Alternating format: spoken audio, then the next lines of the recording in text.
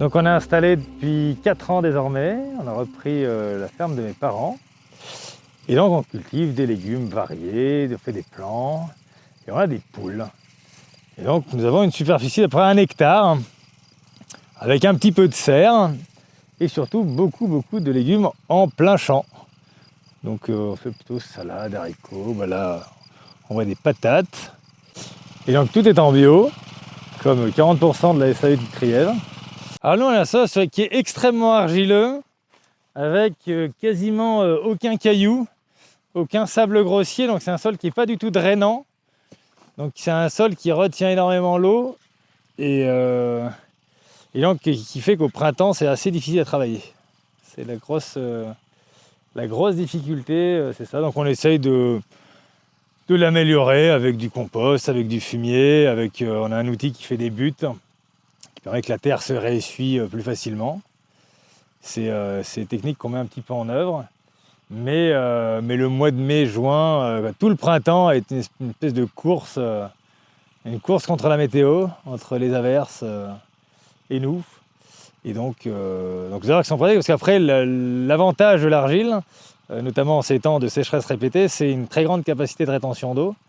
Et par exemple, on peut être amené à arroser une fois tous les 10-12 jours, là où d'autres seraient amenés à arroser quasiment tous les 2-3 jours. Alors nous, on vend principalement en direct.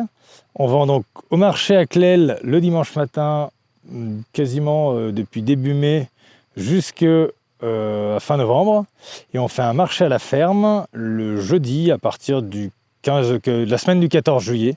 Généralement, on attaque la semaine du 14 juillet, puisque c'est là où il commence à y avoir vraiment des touristes, du monde. Le jeudi, de 16h à 18h.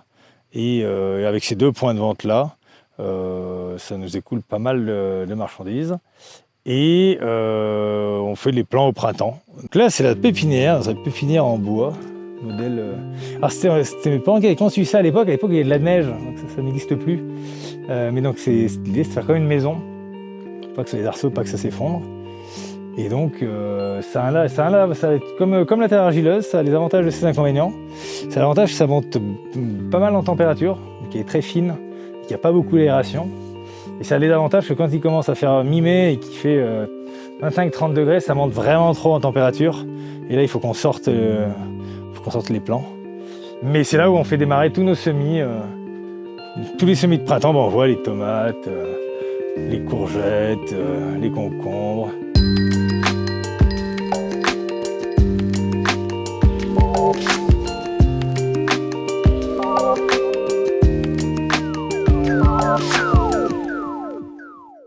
On tape Jardin d'Iaka sur Google et ça vous amène très exactement ici.